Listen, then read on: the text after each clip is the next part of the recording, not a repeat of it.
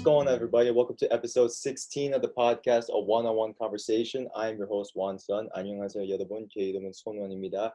And today, my guest is Alyssa Brouillet. Could you introduce yourself to the audience, please? Hi, my name is Alyssa Brouillet. I am 20 years old. I am now a graduate of UB. Juan San and I went to high school, and now we're going to talk about everything from then to now. To fill the audience, like how we know each other. Yeah. So, yeah, we know each other from a small town called East Meadow. Yeah.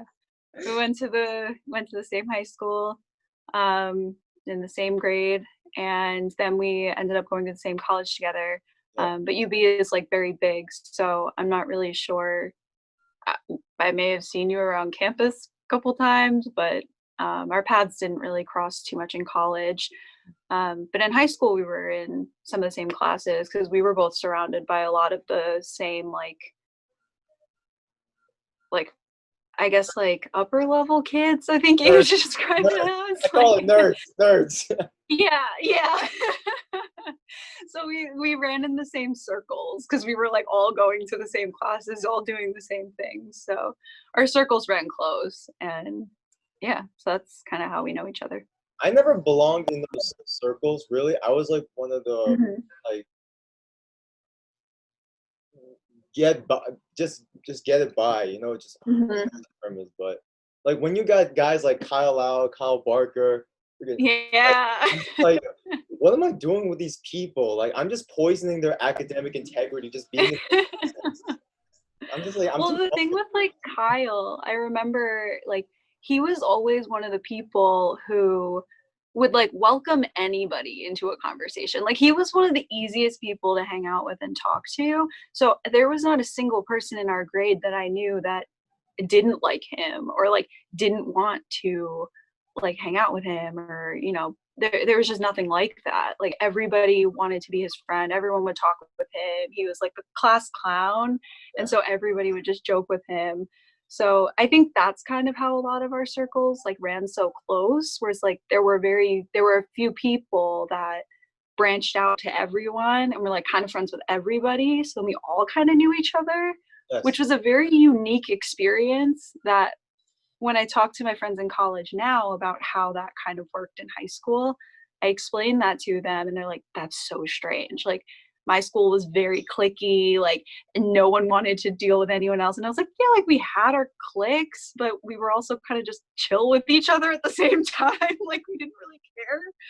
Like, I don't know, like I didn't really experience anything crazy with like cliquey people or anything like that. Like I overall had a pretty good experience in high school. When I saw like your group, like what was it, Sparkowski? Like yeah. Saga. I know you and Saga were big friends, really close friends though. Yeah. So that's actually really interesting that you like associate me with that group, because I kind of wasn't really in it. Like when I was friends with a lot of them. Like they were all in a lot of the same classes. I was friends with like Sparky and Izzy and Kyle and like I was friends with a lot of them, but I would say like the people that I turned to a lot were kind of just a lot of like one-on-one friendships. So I wasn't really that deep into like a total group, which is funny because after high school, I actually developed a group of high school friends. And like now I'm in a group. It's a little weird to like see that develop. Like when I was in high school, sophomore year, I had joined, or actually freshman year, I joined Model Congress. Sophomore year, I got really into it. Junior year, I was on e-board, and senior year, I was on e-board. So I primarily interacted with those people. And then a lot of my friends were like, Jordan Diamond, who I still talk to now, Jordan Frudenberg, she still talks to the whole group of people like Izzy, Mary, like Kyle, Sienna, like that whole group. She's still friends with them now. And Isabel Landano. And I was friends with Sagar in high school. We're still like acquaintances now. I haven't talked to him in a while, mostly just because we haven't been able to see each other. Like, I've been in Buffalo. I've been spending a lot of time in Buffalo. Like, I spent last summer in Buffalo. A lot of my breaks I haven't been home. So yeah. Little girl, So man. I just like, yeah. So it's tough. But he has like reached out, and he has been like, I wish you the best, and like I hope everything's good and stuff like that. But yeah, I would say the people from high school that I talk to the most, or my friend group like now from high school, is Jordan Frudenberg, Jordan Diamond, and Isabel Adano. I talk to them like every single day. And then Amanda Clements, who she was in Tech Crew.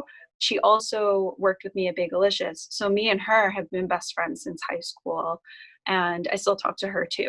So those are kind of the people that I'm still in contact with from high school, and those are the people that I still like keep around. Yeah. From actually throughout high school though, when I was looking at from like afar, right, just the people Hmm. you were associated with, and whenever your name came, Yeah. it seemed that you guys were generally considered the academic elite. And kids like me, like I was the Asian kid that wasn't smart, Hmm.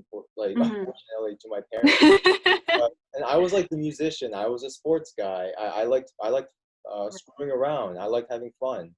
I didn't like studying and all that stuff. But then, where do you think Hmm. you kept refining and kept maintaining that academic work ethic and focus throughout your high school career, middle school, until now? Yeah, so actually, this is so funny. I was talking to my mom about this the other day, but I was in middle school. I was actually kind of in a half and half kid. Like, for some reason, our middle school had it paired where it was like math and science, you could be in honors at the same time, but you couldn't be in one or the other. Like, you could only be in honors for the two of them. You can't be in honors for like just math and not science. It was both or nothing. So I was in honors for math and science, but I was not in honors for English and social studies. And what I found was that I was started doing better and better in my math classes and my science classes, but I wasn't doing as well in my social studies or my English. And that was because in my social studies and my English classes, I was like bored. Like, it just like wasn't up to the same, like, I guess, like, caliber. Like, I love learning. I love education. Like, it's always been like a thing that I've wanted. Like, I've always just had a passion for. So for those classes, I just like didn't feel motivated, and I just didn't really care. So I just didn't do a whole lot. But my math and science courses, I felt challenged. I was surrounded by kids who were smarter than me. So it's funny that I'm also associated in the like academically elite, because I always was the kid who like I always felt a little bit more self-conscious about my grades because I had to work harder to get the same grades as everybody else. Like, a lot of my friends, they didn't have to study as hard, they didn't have to do as much to get by, whereas like I did have to put in that extra work and that extra effort in order to get to that same level. And so it was kind of hard because I would just be like, no, I have a test tomorrow. Like, I can't study. Like, I have to study. I can't go hang out with my friends. And that was always something that was like really interesting. But it wasn't until like eighth grade when I realized that, because I was in Mr. Aberman's Regents English class. And at the end of the school year, he had pulled me aside and was like, listen, you are miles ahead of all the other kids in this classroom, and you do not belong in this class. So for next year, I'm recommending you for honors. Yeah. And it was funny because I wasn't even doing like that well in his class. Like, I could have been doing so much better. And he was like, no, you're miles ahead. Like, go. Like, so he recommended me for honors. And then I was a little nervous about it, but I went with it. And I ended up in honors English in ninth grade. 10th grade, I stayed in honors. 11th grade, I was in AP. And 12th grade, I was in AP. So it ended up just being like, once I had gotten to that point, I just felt so motivated. And I was like, no, I want to do better. I want to be in the classes with these kids that are so smart. I want to do well like them. And so I looked up to a lot of people like Isabel and like Jordan Diamond. Like, I looked up to them and I was like, I want to be a smart kid like they are. And that's kind of how I made a lot of my decisions, was like, what classes can I take that are going to challenge me, that are going to get me to a good point in my education, that are just going to kind of help me in the best way. And it wasn't always easy because I did take some hard classes and I was an extra help a lot. And there were times where I almost didn't take my AP classes or my honors classes, and I would take Regents instead just because I was just like, I can't do it for another year. But ultimately, I think it made me a better student, and it helped me a lot once I did get to college because I had a lot of those study skills and things like that that a lot of kids don't develop until later on in college. So I'm grateful for it all in all. Yeah. UB, how'd you get there exactly? Did you have like any other ideas? Yeah, so I applied to 10 colleges. Why so many? Oh my God. Yeah, I applied to 10 colleges. UB was the last one on my list. So that's the funny part. So I had I had no idea. Like, so I have an older sister, and I didn't even know when I was in middle school that college was a thing. So when she was looking at colleges and she was like a senior getting ready to go, I was like, where are you going? Like, I was like, what? You're going away? Like, I didn't get it. So that was the moment that I'd started thinking about colleges, and that was like right before I'd gotten into high school. Like I was in 8th grade then, and when she was a senior in high school. So it was right when I was going into high school that I was like, oh, there's things after high school that I need to worry about. And that's also kind of what like inspired me to get my life together a little bit. But as far as getting to UB, I didn't know what I wanted my major to be. And I didn't really know like where my passions kind of lied, which was a little weird because I was in Model Congress and I was on e-board and I was surrounded by all of like these like really smart kids. And I was just like, I have no idea what I want to do.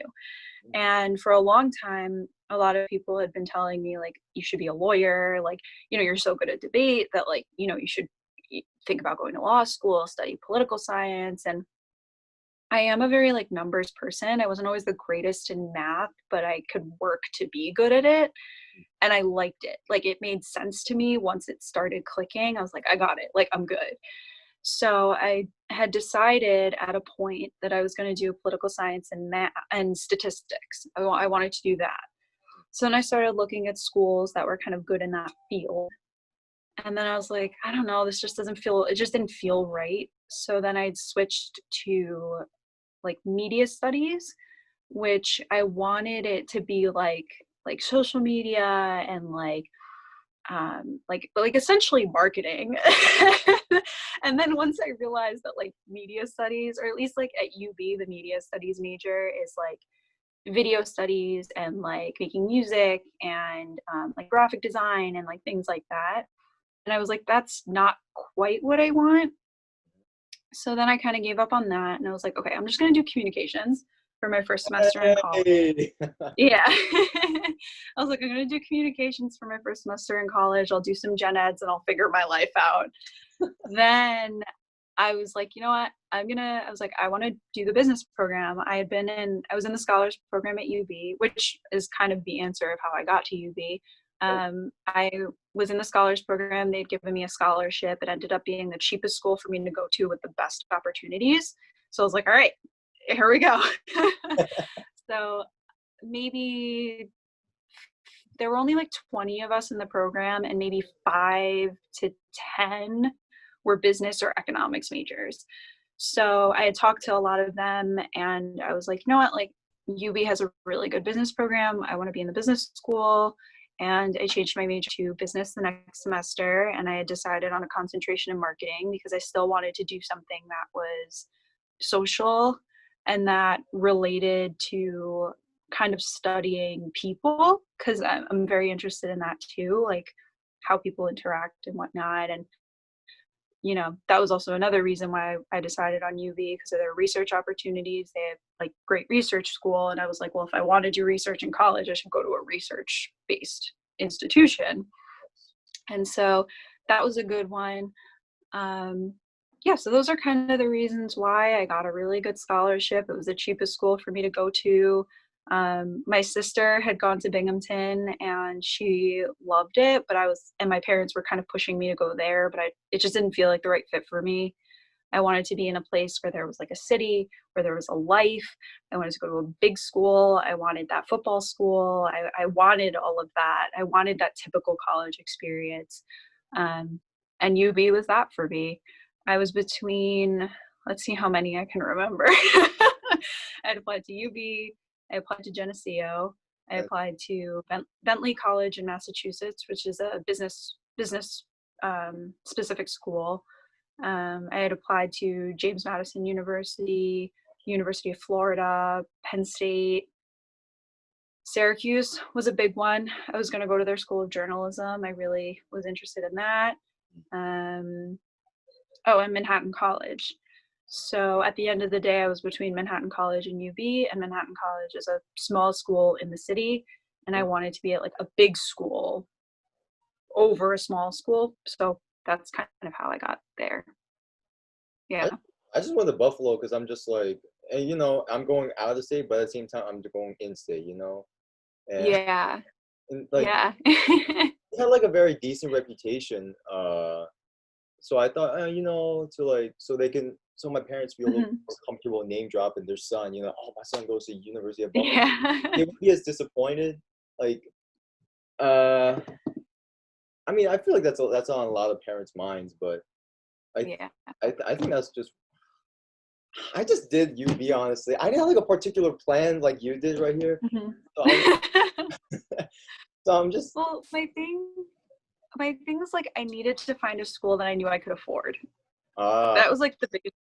So I knew that I was smart. Like I knew I was a smart kid and that I could go to a good school, and I knew I had the extracurriculars to back it up, the letters of rec. Like I knew that I could get into a really good school if I like put the time in to have a good application. So I had applied to a lot of private schools and out-of-state schools kind of in the beginning of the college process to see what I could get in scholarship. And then later on was kind of when I was like, okay, I'm not getting enough money from these other schools. UB gave me a ton of money, and I had decided, well, maybe grad school one day. So now I saved myself a ton of money for when I go to grad school, which is funny because I'm going to grad school at UB, but whatever. But yeah, I'm saving a lot of money in the process, and I'm happy about that. So that was ultimately like the final decision. Was I just didn't want to go into like crazy debt to go to college. That was it. That's everyone. Yeah, I was like, it's a state school and they gave me scholarship. Like I really can't afford, like I can't say no to it. So I got a scholarship my freshman year, but I lost that bitch real quick. I severely underestimated college, honestly. I really underestimated it. Just like the first semester, man. And then I really wish I had the conviction and courage to just switch major. Because I was just like, nah, I made the first, I guess it was some type of arrogance, be like, no, I made this choice, I'm right. But then look at me, third year, and I changed my major now, and I'm just like, oh my God, what the hell, dog? Where did you start? What was your first major? Coming in, I was an exercise science major, a health science. Okay. 1, 2, 3. Yeah. So for my first 3 semesters, I was struggling. I did not give 2 beeps about it. Like, when I put my max effort in something like chemistry 102, I got a B- out of it. So I was like, why didn't I just change? So then spring rolls up, and then I'm just like, screw it. I just discovered photography. I'm gonna do it, honestly. I just don't do it. I got all A's. Thank God I got my GPA up. And then, so I thought, okay. And then eventually I learned about like podcasting. I learned about, you know, filming and just like being a business guy. I wanted to do business, but then, so I went to one of the informational meetings at the business school. Then they're like, you're way too far behind to do this. And I'm looking at the curriculum, and I'm like, I'm not gonna be able to catch up with y'all. So, so the lady suggested communication. It's very broad. You seem to have a lot of interest. I'm like, seems like a decent situation, but I just wish I did it earlier, honestly. A lot of money and a lot of time on my parents. Turn that light off. Actually, yeah, I'll turn it off. Hold on. Okay, we're good. My stingy self would have turned that light off so immediately, because I'm just like, I cannot burden this electricity bill further. I've been doing. Yeah, I was like, I don't know. Sorry, go ahead. My bad. Yeah, no, I was just like, I don't know. And I just was like, whatever. It's like, it's fine. I always turn the lights off after my parents or my sister. So. Yeah, I've been trying to be better about it because once I moved into an apartment like off campus, I was like, oh boy. Actually, did you live on North or? I lived on North, now I live on South. Oh, it's cheaper there. I just buffered. Okay, we're back. Yeah, I lived on North, now I live on South. Okay, so did you actually live on campus for freshman year? Yeah, I lived in the dorms freshman year. So I was in undergrad for 3 years. My first year, I was in Governor's Hall. My favorite. It's like a freshman only building, which was like, honestly, it was really cool. I really did like it. I was happy to move out because I hated living in the dorms, but it was nice living with like freshmen and also having like a really small community feeling. I loved that. But then my second year, I had moved into an apartment with some of my sorority sisters because I joined a sorority my second semester of my freshman year. So then my sophomore year, I moved into an apartment with a few of them. And then that was on North Campus. And then now I live on South Campus with a girl from my scholars program.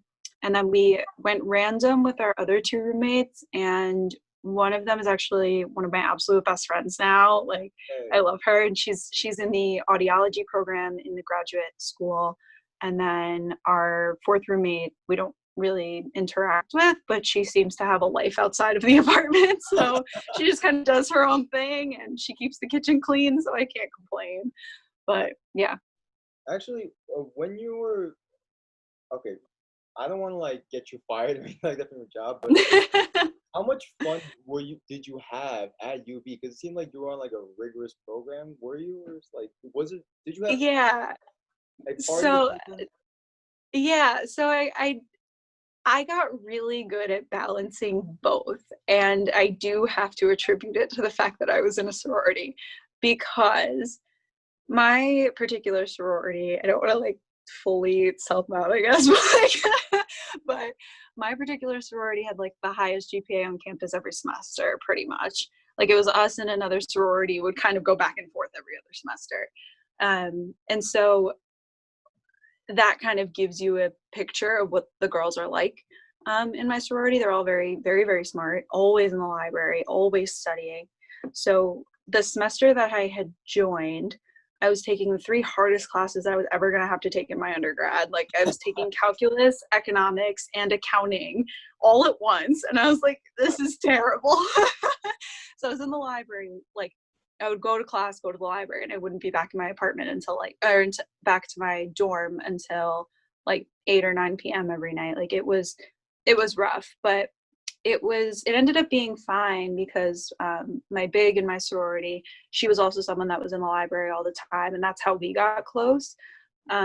We would sit together all the time. We would go get dinner for like study breaks and stuff, and we'd met through the sorority, and it connected us, and then we just made it like that was like our meeting point. Like, we would text each other and just be like, okay, let's go to the library, let's get some work done and stuff. So what we did and how our schedule worked that semester was Fridays we would have all of our or actually it started on Thursdays. So Thursdays we would have classes all day, and then we'd go to the library, go to our rooms, get ready. I would meet up with girls in my pledge class who lived in my building. We would take an Uber to South Campus, go to parties on Thursday night. Then Friday morning, I would be up at 9 a.m. for my 9 a.m. class. And then, I would be up for my 9 a.m. class. I would go to my classes during the day. I would go to the library until about 6 p.m. I would get dinner. I would get ready. I would go out to a party. Saturday morning, 9 a.m. in the library. Like, it was just like a continuous cycle. And every weekend, it was just like, I would be in the library in the morning for like hours. And then I would go to a party. I'd wake up the next morning. I would get breakfast, bounce back as fast as I could. And then I would be back in the library studying and getting my work done. So I ended up managing pretty well. but it was also like I had all these other girls that were doing the same thing, so that made it a lot easier because we would all kind of like psych each other up and be like, yeah, like we're gonna get all our work done and then we're gonna go out and we're gonna have like the best night. And it was really fun because like it was my first semester in a sorority, so it was like, oh my god, like, and everything's so fun and new, and like you get to meet all these new people, and it is a really cool time when you're like, when you join Greek life. That first semester is like really special. But yeah, I mean, I was able to kind of do it all, which was really weird because I don't think a lot of people can do that, but there is a balance there that can be done, but your schedule is going to be packed full, I can promise that, but you can do it if you wanted to. Yeah. Actually, do you remember that big incident, that big scandal with the with that kid? Yeah. I don't remember his name, but I remember his fraternity. That was it. So is Greek life, looking from afar, I'm just like, they just a bunch of drunks that just make some of the worst decisions in the world, right? Mm-hmm. But then that's not the case, it seems like, from you. No, actually no. From my standing, and like I can only really speak to what goes on in my organization, like obviously because I don't know what happens in everyone else's. But for my organization, like, and everybody thinks I'm lying when I say this, but we have no tolerance for hazing in my chapter. Like there is it's not happening. It's not a thing. We don't do it.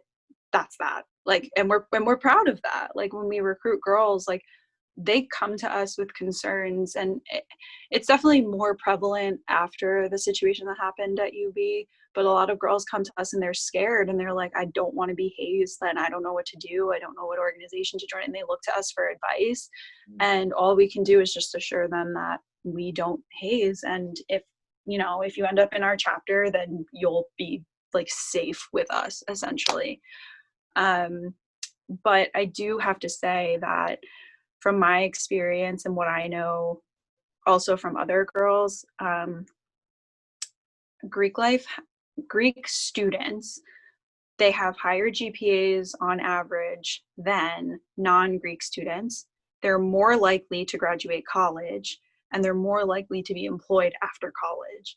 They're also like more likely to do service hours and like all of that stuff that kind of goes into a Greek organization, which is partially why I believe that Greek life wasn't banned from campus, because that was a big topic of conversation at the time, was like, are we going to get kicked off? Are they going to get rid of it? What are they going to do?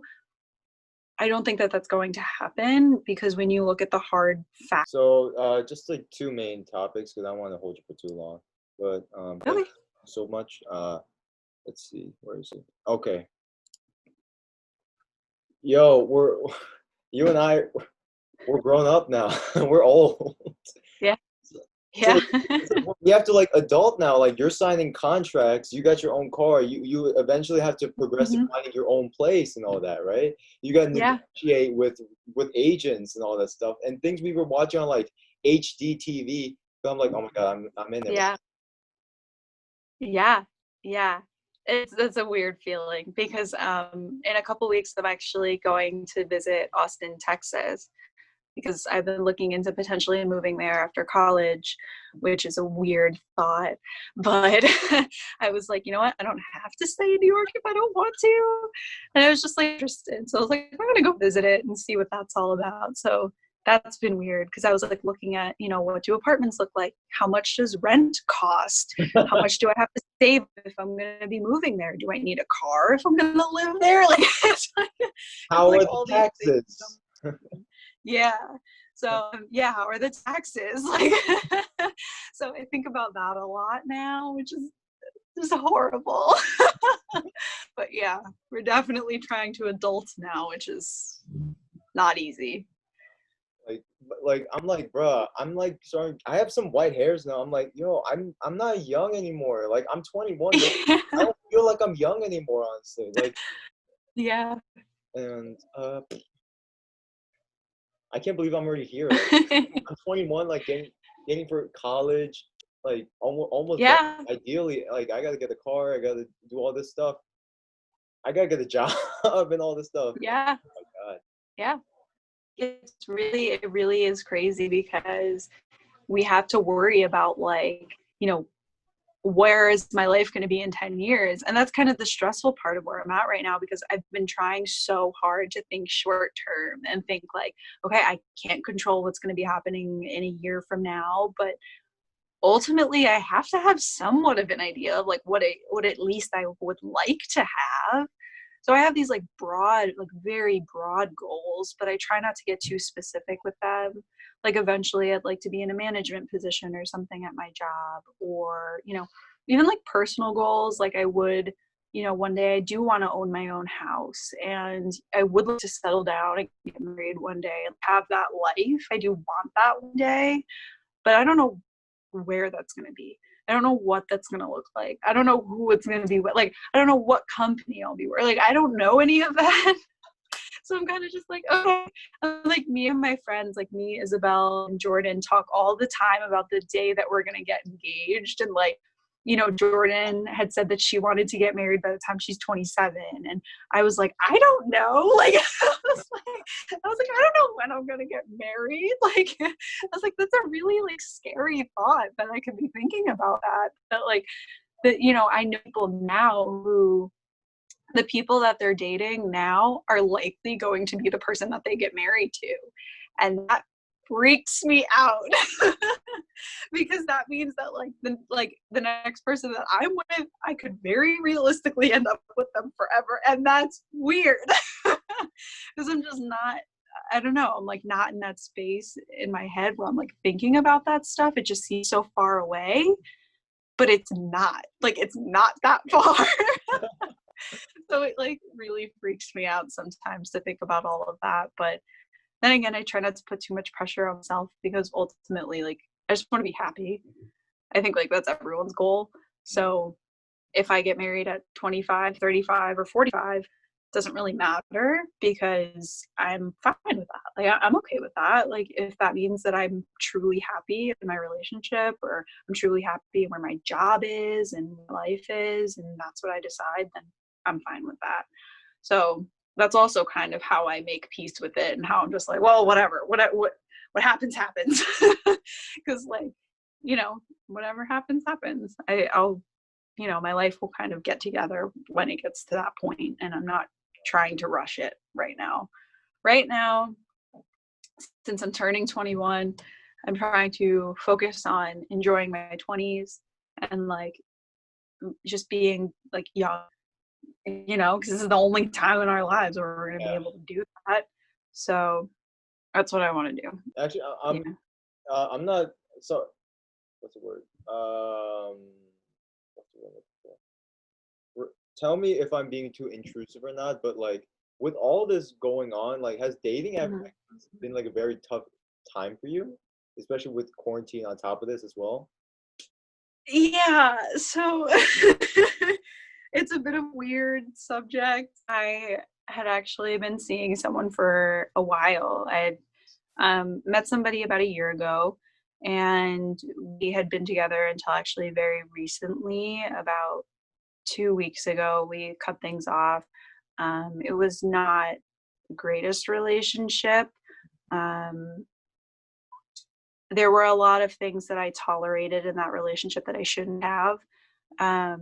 There were a lot of problems, and I knew that things weren't going to work out, but I kind of just stuck around because I was like, well, like we're in the middle of quarantine, like we've already been together for a year, like what what is that going to look like? Like it was just very weird, and I kind of just didn't really know.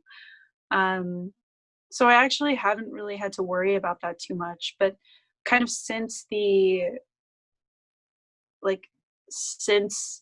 things ended in such like an intense way, like really, like it was bad, but or not, I don't want to like make it seem like it was like this horrible thing, but like we are certainly not talking.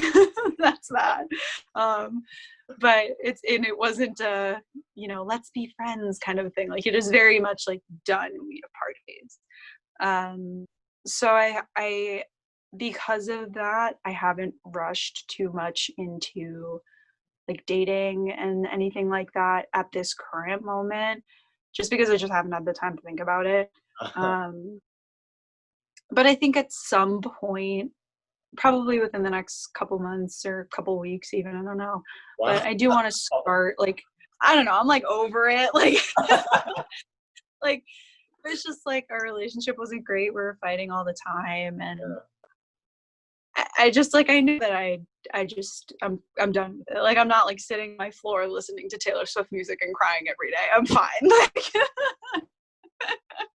which is like shade, tea, like all of that. But like, but yeah, like, so I think there is a point where I do want to kind of put myself back up again, but it is going to be interesting to see how I do that.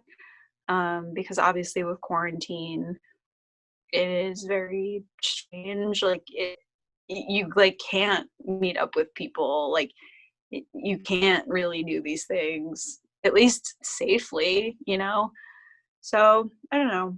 But I also do think that right now I would like to just take some time to just kind of live my life, because I'd spent a lot of time in my relationship, like, balancing having a partner and having friends and having a life. And like, I'm very dedicated to school and my job, and like, those are all things that are important to me. So balancing all of that got really hard. And I never wanted to be that girlfriend that, like, oh my god, is so obsessed with her boyfriend and like only sees them all the time and blah blah blah blah blah. And like, I didn't want to be that. Like, I hate that type of girl. I didn't want to be that. And I said to my roommates one day, I was like, am I like that? Can you let me know? And they were like, no, you're fine. And I was like, okay, good. But you know, still I am trying to surround myself more with like my friends and things that make me happy. And especially in quarantine, I have a lot more time to like find my hobbies and stuff. So I've gone back to doing like graphic designing, and I had started journaling and kind of just getting like out and just like really just trying to get everything that I kind of feel and just put it out into like some sort of a medium.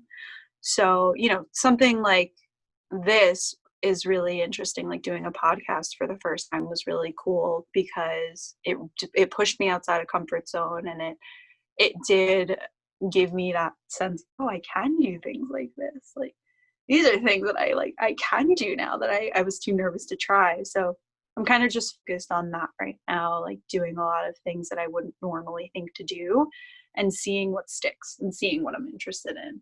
So I said I'm going to be going to Austin. Like, I'll be in Austin on my own.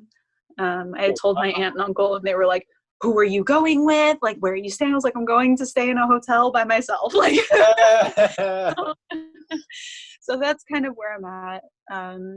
It's not really anything new to me. Like, when I had studied abroad in the winter, I had roommates and stuff, but after the trip, I went and traveled around Europe for a week on my own. So I can do it. It's not something that I'm like nervous about. Like, it is, I'm used to it. It's fine.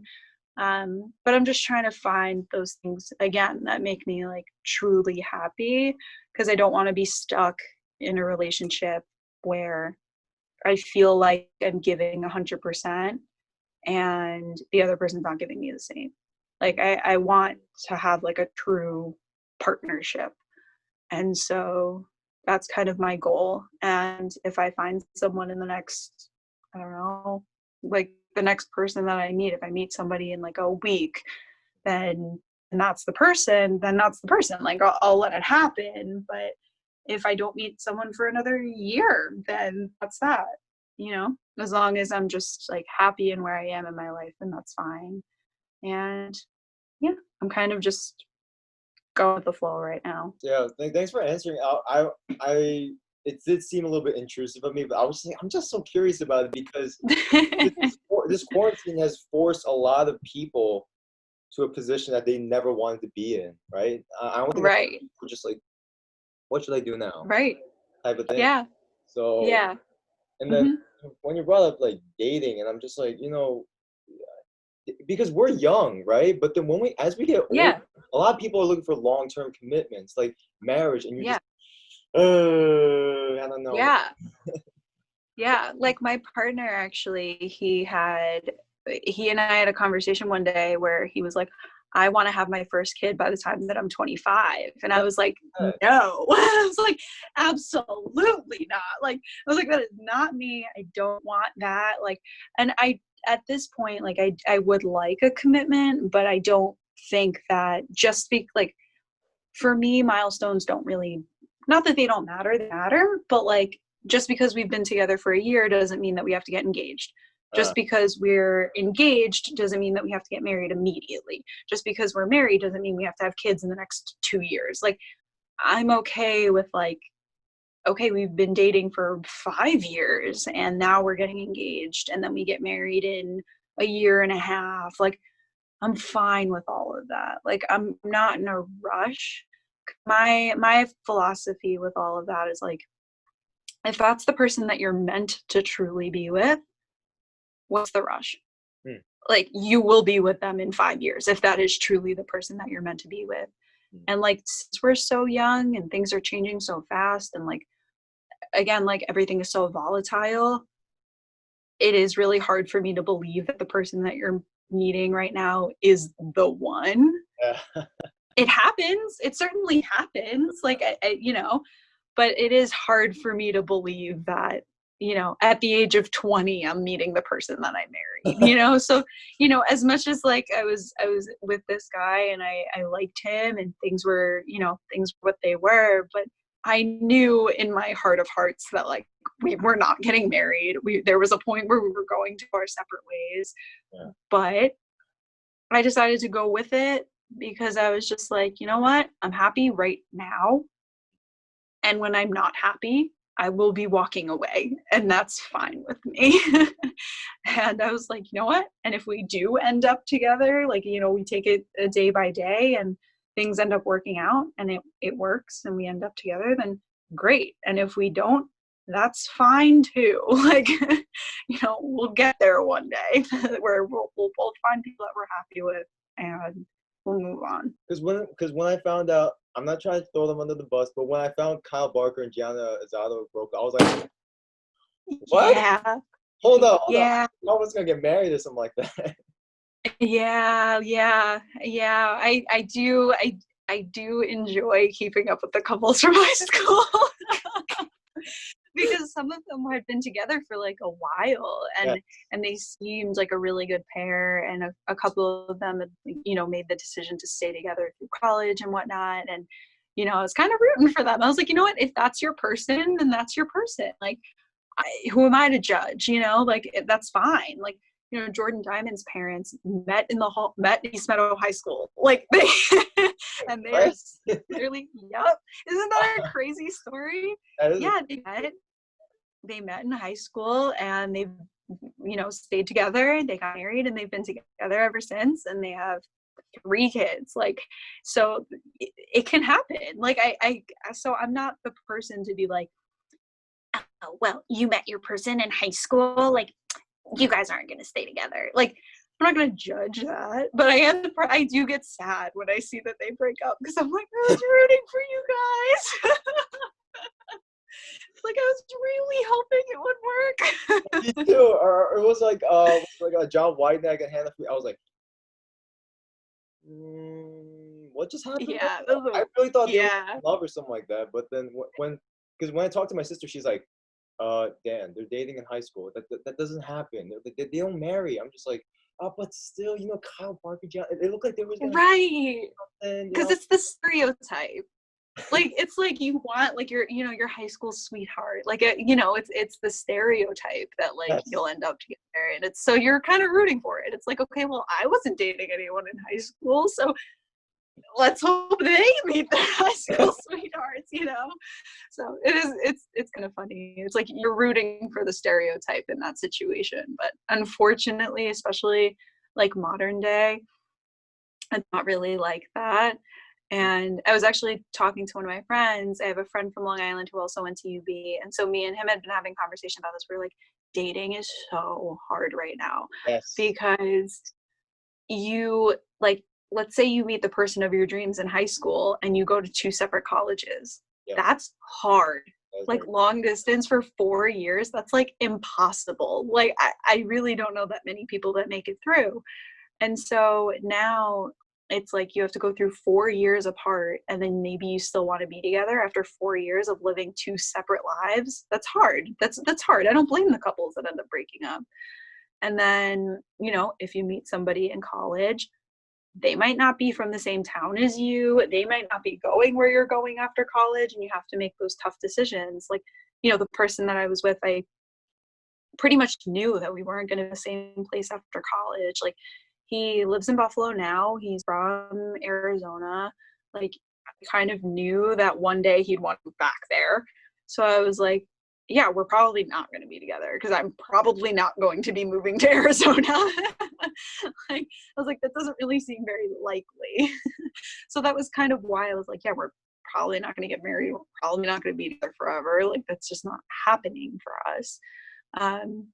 So yeah, it's just really hard, because it's just like a lot of people prioritize like their jobs and their lives, which I think is a good thing. Like, if you have those goals, and like if you're a software developer and moving from New York to San Francisco is what you need to do to be successful, do it.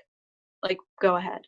But it is harder because life takes you a lot further now than where like our parents went. Yeah. You know, like my dad lived in Brooklyn, and now he's on Long Island. My mom lived in Glen Cove. She's still on Long Island. Like, they didn't really go very far. Like, Jordan's parents stayed in East Meadow their whole lives. Like, they didn't go that far. Like, so now people can move around anywhere, and it like doesn't matter.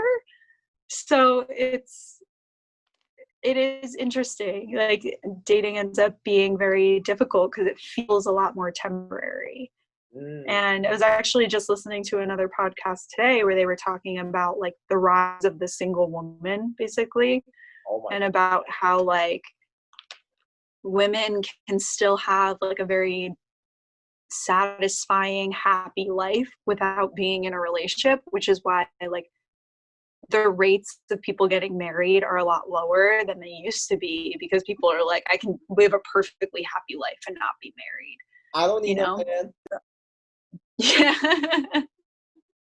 Well, what they were saying was actually pretty interesting. They were saying that like, I would like to be in a committed relationship, but I don't need to like go to a courthouse and like get a marriage license. Like, you know, and I think that's a really cool thing that a lot of people are doing, where it's like, I'm not going to force myself into a relationship and like force this marriage if we don't want it. Like, you're free to go whenever you want, kind of a thing.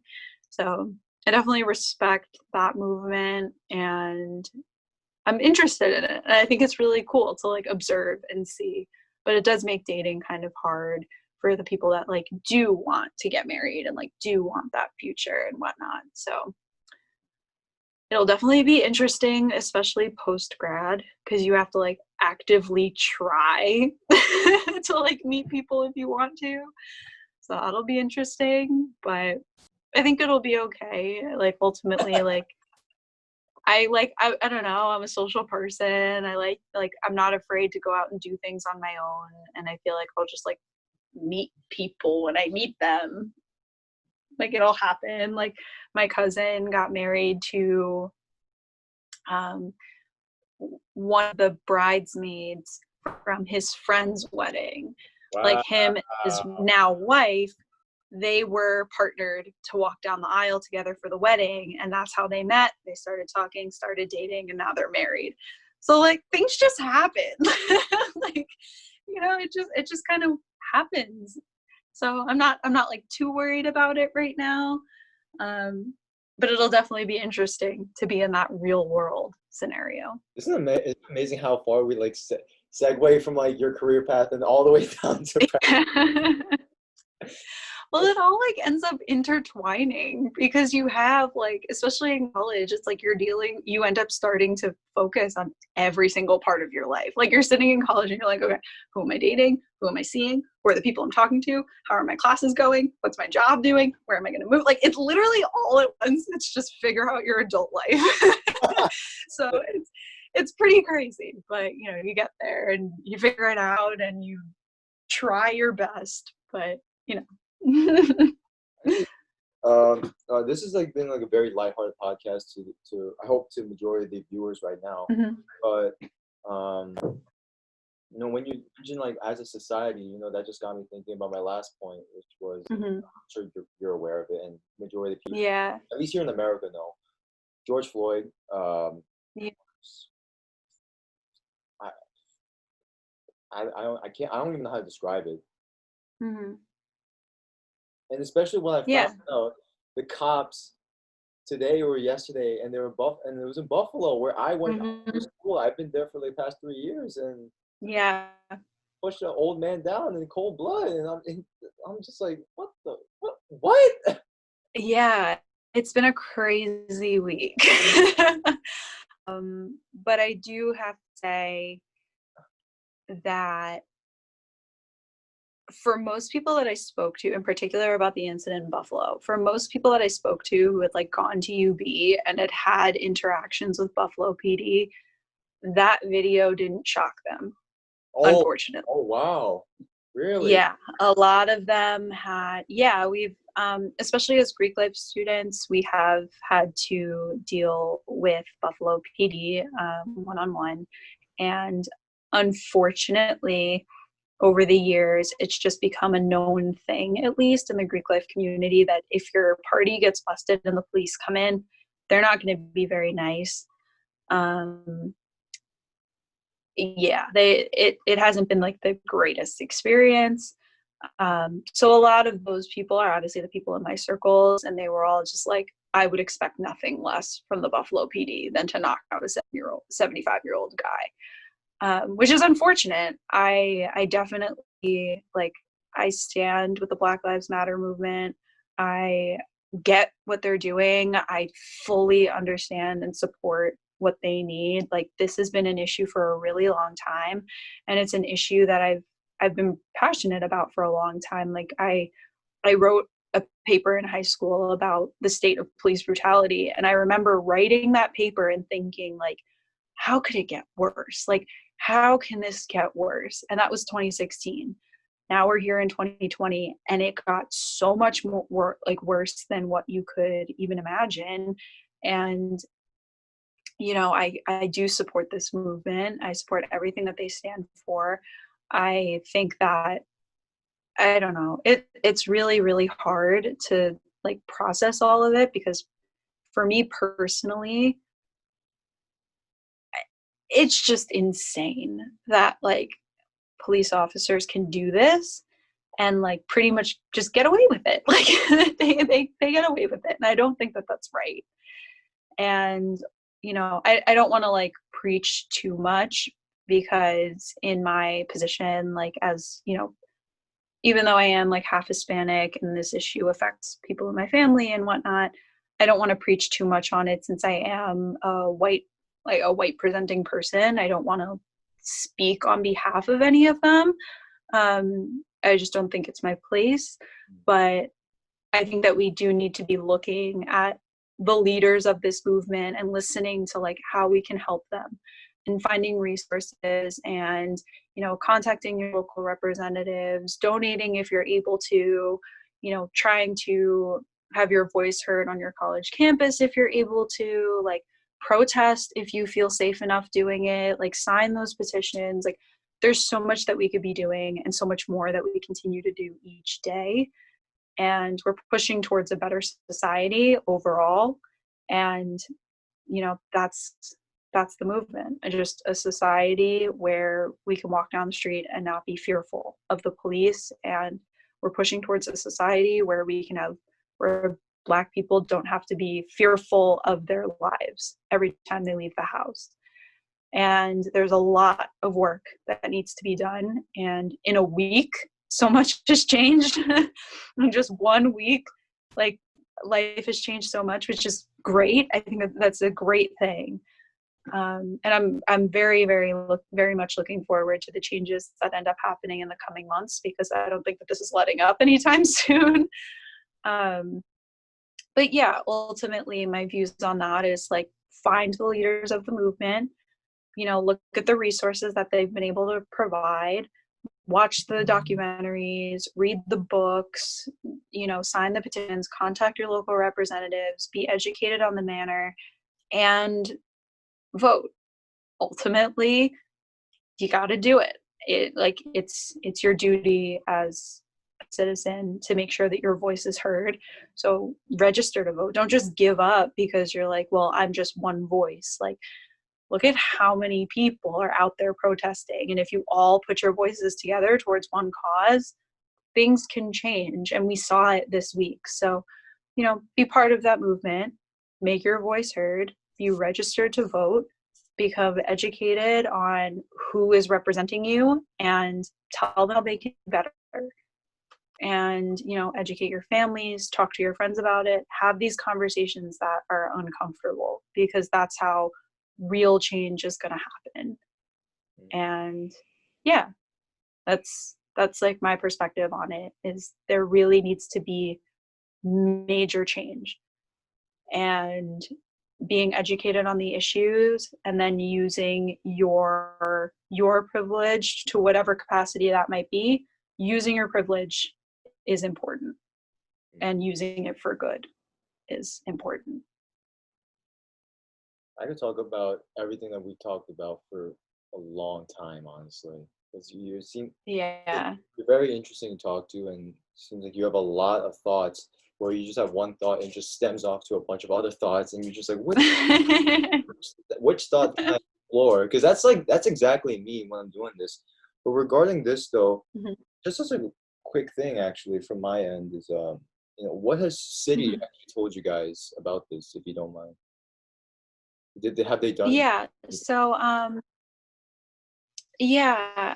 So from what I've seen right now, they had our CFO is a Black man, and our CEO sent out just a short letter that basically said, like we condemn these acts, we stand with the movement, but go read the blog post from our CFO and hear what he has to say, which that I thought was very important, which again is what I'm trying to do also, like highlight the Black voices and Black leaders of this movement, because our CEO is a white man. He's not going to understand what a Black man is going through. So to hear the voice of a Black man explaining like how we should be reacting to this is very important. So I did appreciate that. Other than that, things have been really, really crazy with starting my job, getting that all together. So I haven't fully been able to keep up, but I know they shared like their classic PR statement about the situation, which is all fine and good. Overall, Citi does a really good job at trying to be present in the community. And when I was an intern, we did a project where we had to focus on increasing Citi's presence in diverse spaces. So we came up with a few ideas on how Citi can get more involved with the community and getting involved with like college clubs for like minority business students, or things like that. And they do really, really try. We have typically on June 15th every year, they do Global Community Day, where you take a day off and you volunteer and you do something to help your community. And I think that is really great that the timeline just so happened to match up with all of this, because I think that day can be used for good. I think that the company should encourage their employees to use their community day toward helping with the Black Lives Matter movement in whatever capacity that they feel helpful with, that they feel is helpful. Whether it is, people go protest on the day, or, whatever it is, if that's what they do with their community service day, I think that would be a great thing for Citi to encourage. My sister works at Time Warner or Warner Media in the city, and she was like, I feel kind of weird because we have meetings at 10 a.m. talking about systemic racism and all of the things that go into that, and like educating ourselves on that. And then we have a sales meeting at 11 o'clock. So she was like, things just feel so wrong. She's like, I feel wrong, like working right now, because there's so much more at hand that we could be doing.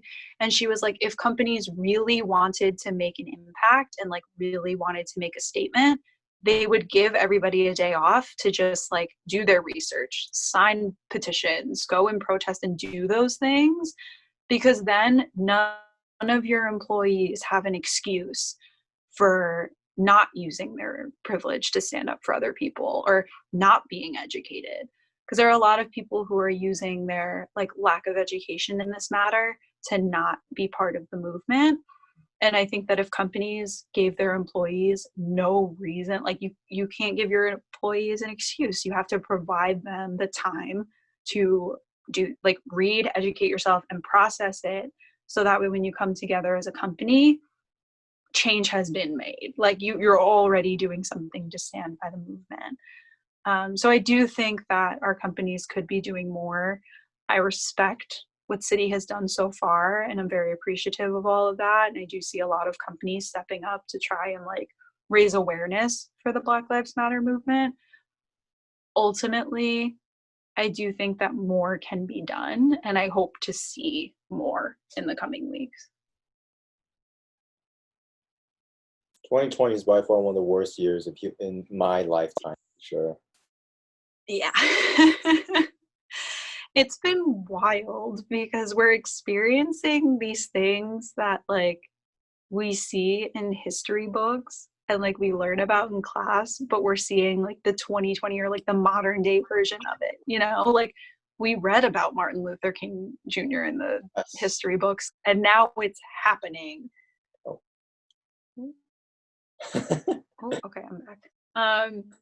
Yeah, but like now it's happening. It's like truly happening in front of us. So that's been pretty crazy. Or like even with COVID and like all this stuff going on, it's like you look at the 1918 flu pandemic and it's like, how is this happening in my lifetime? Like you never think that it's going to happen in your life, and then it starts to happen and you're like, holy shit, like things never change. Yeah, I mean, I hope things change with this movement. I mean, clearly I said like things have already changed, but there is a lot of work to be done, and we have to keep pushing.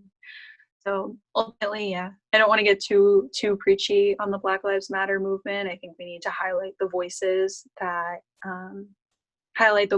of the movement, the people, the true leaders, and just support them and amplify their voice and just stand by them and show them that even though we might not understand exactly what they're going through, we are there for them and that we're there to support them.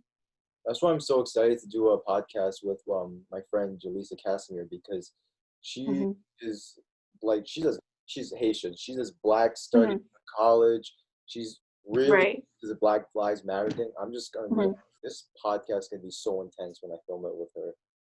Yeah, I think that's great. Like definitely, because I was a little bit nervous to kind of approach the topic because it, like, at least in this podcast form, because I was like, it's two like non-Black people. I was like, it's not really our right to be like educating anybody.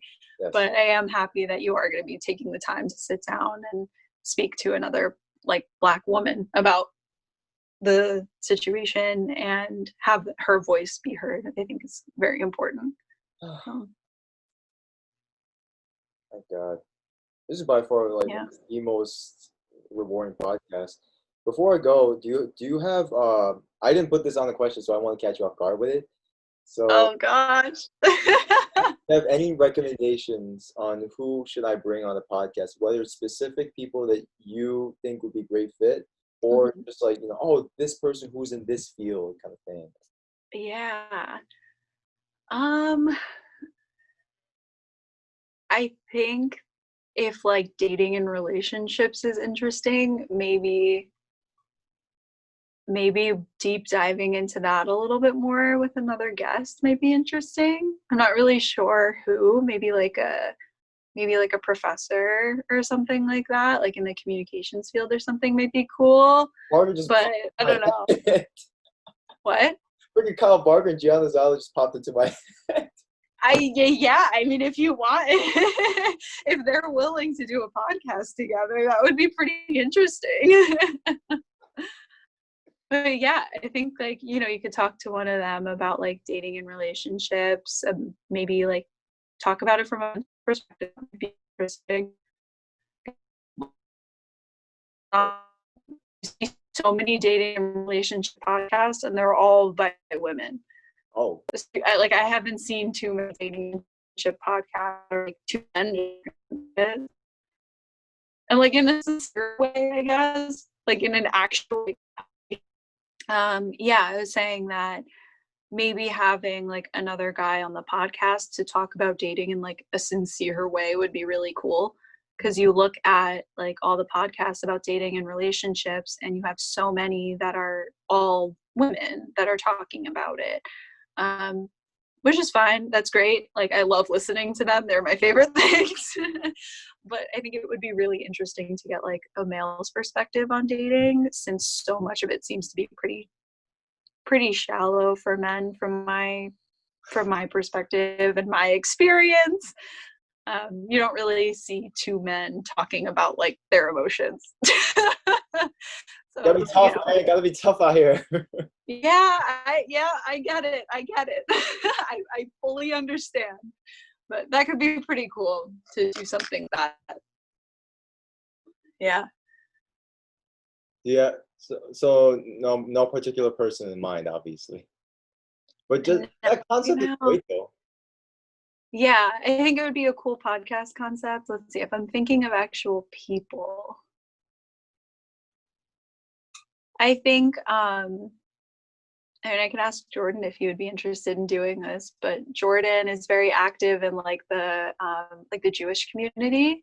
Oh. And I feel like that could be interesting, and that could be like a cool way to learn about something new. That could be cool. That's the only person I'm trying to think of, like people that I know, but it's really hard for me to like think about it. I'm like, who are my friends? Who do I know? Yeah. Well, Alyssa, thank you so much for doing the podcast. My God, it was excellent stuff. Thanks. All right, so do you have any like shout outs that you want to do or anything like that? Yeah, I mean, thanks. I had a great time. This was really fun, really cool. I guess shout out to all my friends and all my peeps. Jordan, Isabel, Amanda, my roommate Jordan, my third Jordan friend, my roommate Jennifer, my sorority sisters that are some of my best friends. Shout out to them. And shout out to all the Cancers out there, the zodiac sign Cancers. Our birthdays are coming. So shout out to them. Who's your sorority, by the way? What's the name? Alpha Sigma Tau. Okay. All right. Yeah. I was actually thinking of like, oh, you know, follow me on my social media handles, Alyssa Brouillet. You know how it is. Oh yeah, do that too. Okay. All right. Yeah, I'm at Alyssa Brouillet on every social media, so literally every single one of them. So hit my line. All right. Thank you so much. All right. If you like the video, Thank please. you. So if you like the video, please give a thumbs up, comment below, share the video to your friends, your family, you know, to your sororities maybe. And and new video every Thursday at 12 p.m. Y'all have a blessed day. Thank you.